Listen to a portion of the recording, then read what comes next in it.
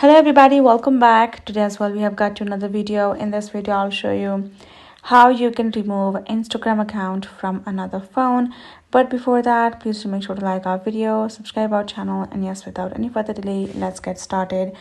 For that, simply go ahead, open up your Instagram app right over here, and let's go ahead, go back, and you will be in the home section. From this section you have to go ahead, so go to the profile section at the bottom right corner, and then tap on this three horizontal line on top right corner. And then from this section you're going to go to account center right over here, go to password and security, and go to the option of where you are logged in, and then choose your Instagram account. When you do that, you will be able to find where your accounts have been logged in.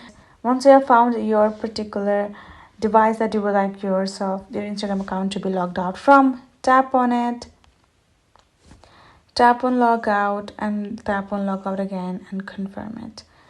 That's how your account will be logged out of that particular selected device, and that's it. So hope this video helped. Thank you so much for watching.